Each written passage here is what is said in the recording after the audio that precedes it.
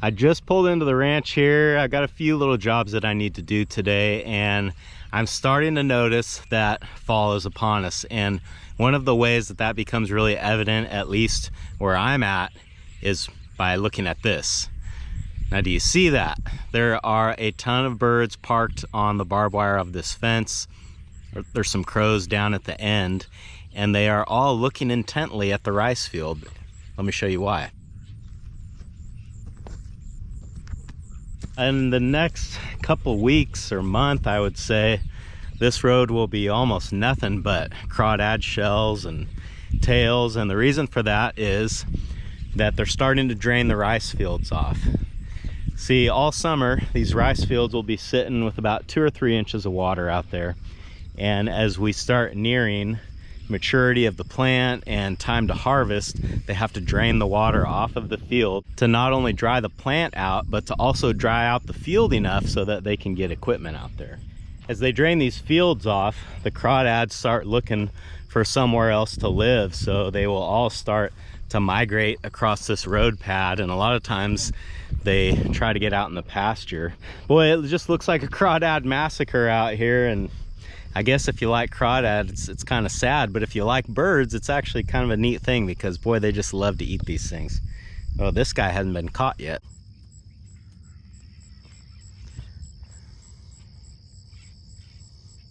So today is a chore day. I'm taking a break from the bullpen for today for a couple of reasons. For one, after I work out in the heat for several days in a row, I can really start to feel it, and it's good to give myself a break to kind of recover from that. And for two, I feel like some people might be getting tired of seeing the same project video after video. So today we're gonna mix it up a little bit, and today's video is not really about any one thing. We're just gonna be going around doing a bunch of little things that I've been getting behind on because I've been spending all my time working on that bullpen. That's what's going on today on Farmertylerranch. It's probably the longest intro ever.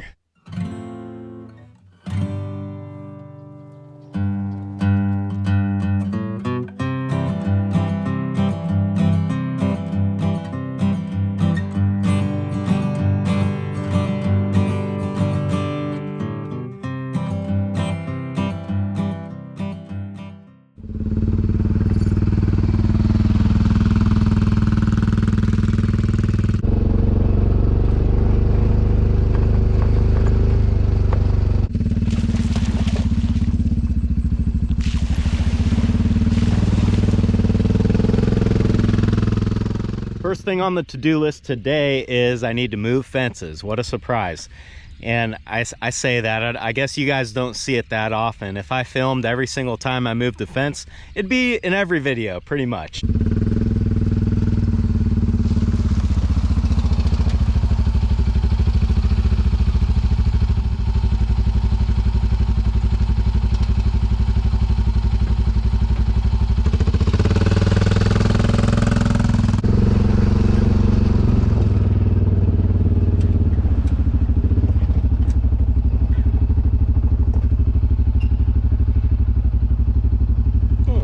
Well, I'm down here at the end of the line, and I have to walk across this little ditch here to unhook the wire so that I can wind it up. Normally, this is not a big deal.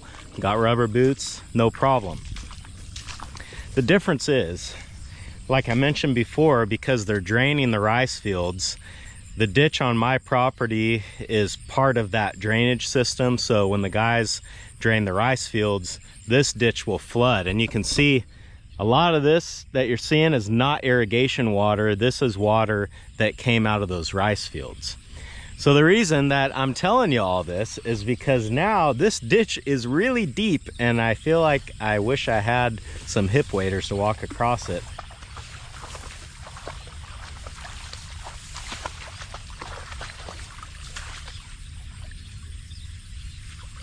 Well, the boots tell the story. The water didn't go over, but boy, it got close.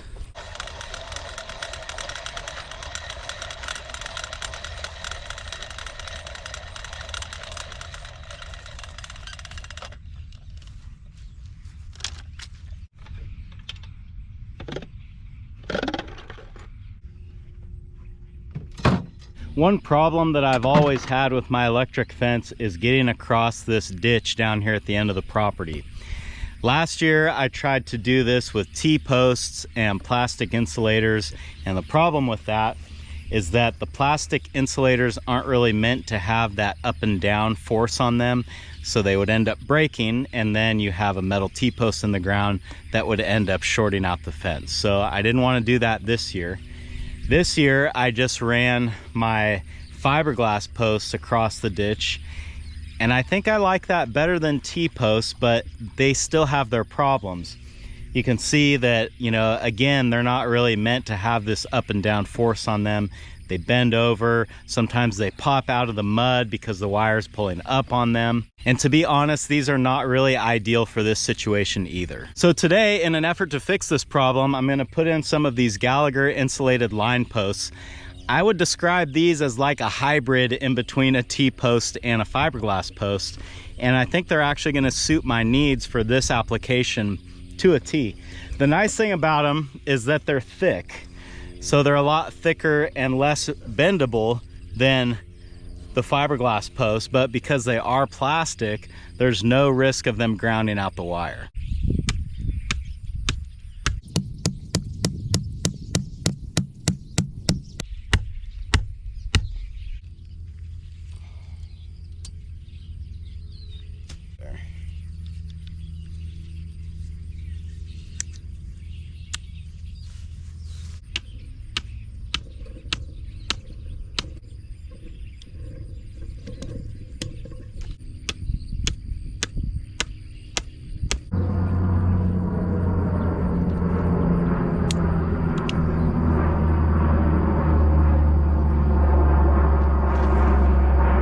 All right, these insulated line posts look good. I think they're gonna be a lot better than the 3/8 fiberglass posts.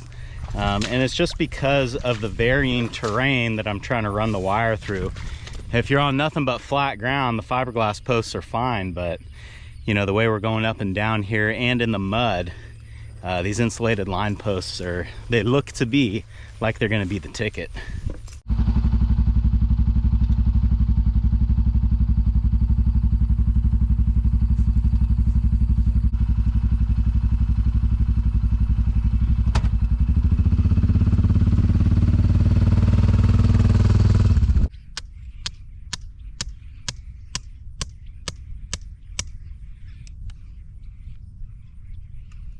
Lately, there have been a lot of scammers on YouTube in the comments on not just my channel, but a bunch of different channels. I just want to say, for the record, this is not me. I don't ever try to sell crypto. I don't know what crypto is, honestly. So I'm not trying to sell that to you. We're not doing any giveaways where I will randomly contact people in the comments to tell them that they've won something. Nothing like that. If I ever do a giveaway, you will know about it because I will talk about it in a video. I won't just contact random people in the comments to give things away. So if you see a comment that is left by someone trying to impersonate me, or I mean, let's not even make it just about my channel. Any channel that you watch, if you see where the creator left you a comment and it seems a little bit weird or out of character, 99.9% chance that it is not them, and you should just ignore these comments. In fact, you should report them to YouTube as scams, and maybe if we sort of all are vigilant about doing this, it'll sort of knock these back a little bit.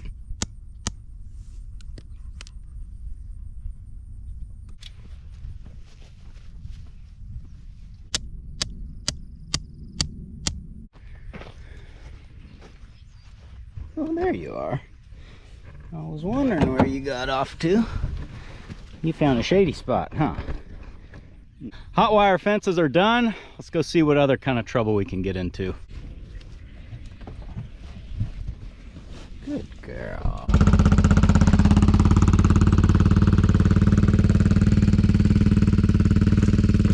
I'm back down here at the bullpen now, and just kidding, we're not going to work on this today.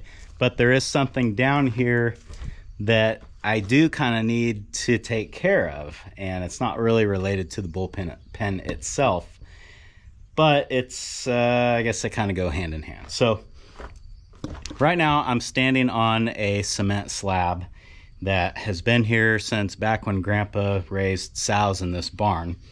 And what has happened is some sort of a critter has burrowed underneath the slab and apparently made a home underneath here.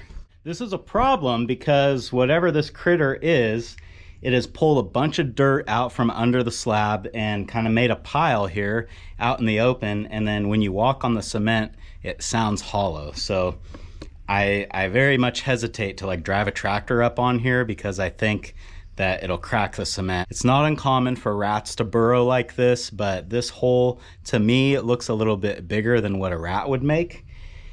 So I don't really know what's living under here, and I think the best way that I can get whatever is in there out is to stuff a garden hose in there and turn it on, and hopefully when that water starts flooding in there, it'll make whatever is in there want to come out. I should also mention that a few days ago, or it might have been weeks now, but I went around because there were several burrows going underneath this slab. So I went around and I covered them all with dirt, and the only one to reappear was this big one here. All right.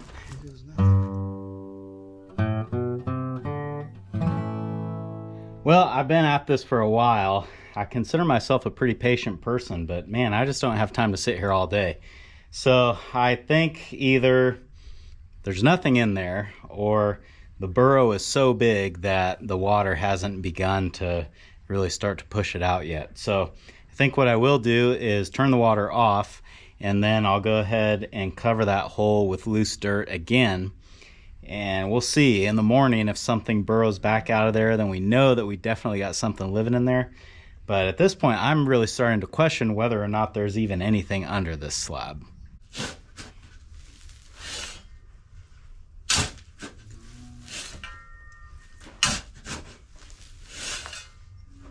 Well, while we're down here dealing with some pest control, I guess it's a good time to check on the fly traps. I'm guessing that they need to be refilled with some water by now, and I'm kind of curious as to how many flies they've caught.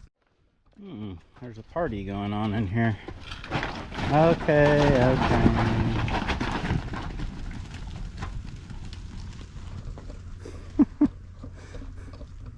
The bull's just like, why are you guys running? Well, we've got several in there, but doesn't look like it actually needs more water. Let me check the other one. It's not bad either. Oh no, not this guy too.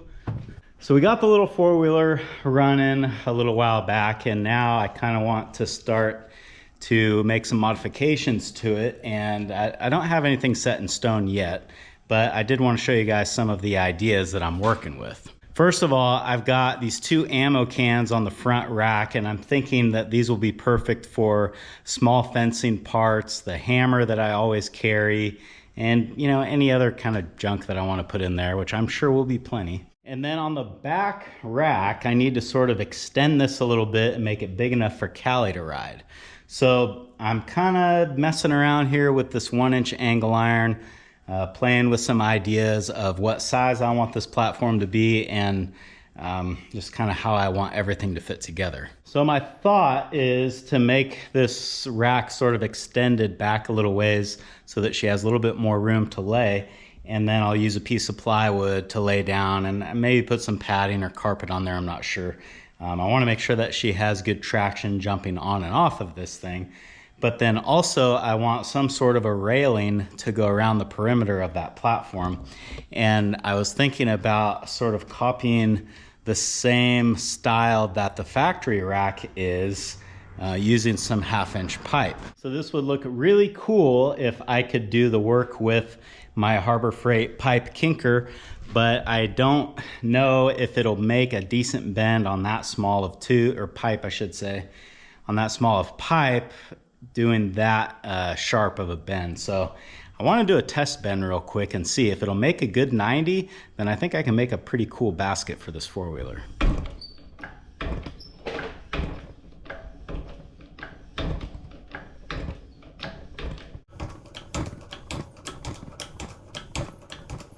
You know, that's not perfect, but it's not terrible.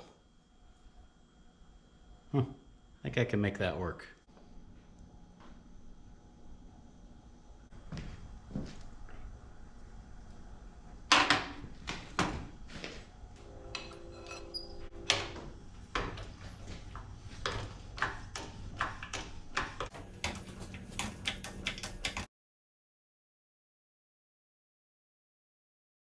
I mean, I'm thinking something like this. Now, if I was really good with the pipe bender, I could bend this all out of one piece, but because I'm not that good with it, what I'll end up doing is just cutting this right here, and then I'll make another piece the same as this, but a mirror image that will go on that side, and then they'll just butt weld together here in the middle.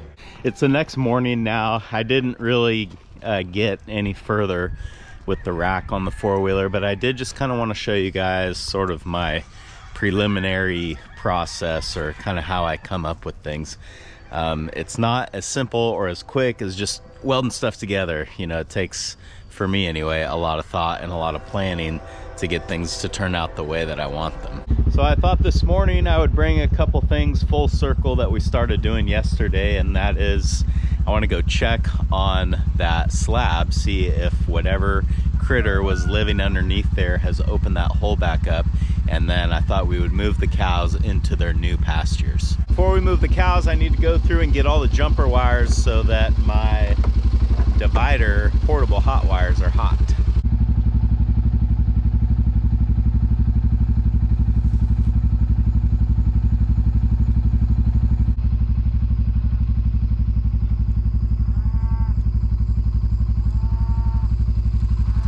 Blinking green, I can't see it. Smell that fly trap, don't you?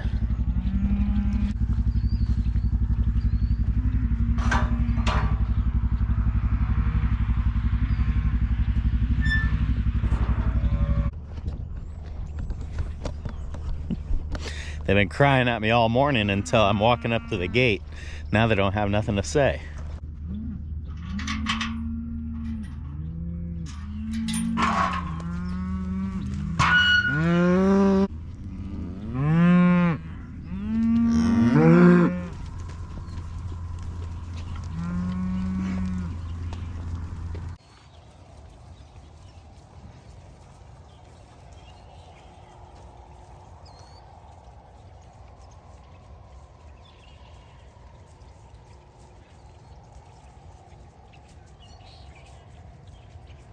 Like they found it.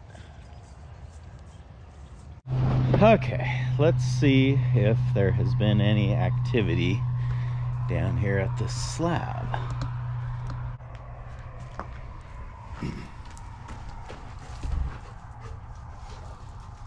Well, it looks like nothing has tried to tunnel its way out from under that slab, so I guess it's a good thing we didn't sit there and wait with the hose any longer than we did, because maybe nothing was living under there after all. When I buried the entrances before and something did tunnel out, I guess there's a possibility that it just never came back. I don't really know, but it wouldn't appear that anything's living under there now, so however we got there, problem solved. In the next video, I'll probably be back down here on the bullpen trying to get this finished up. I'm thinking that the next thing that I'll do down here will be the bunk feeder, and then just finishing the fence line out to the end of the barn. But that's gonna have to wait until another video. Thanks for hanging out with me today, guys, and I hope I'll see you again on Farmer Tyler Ranch.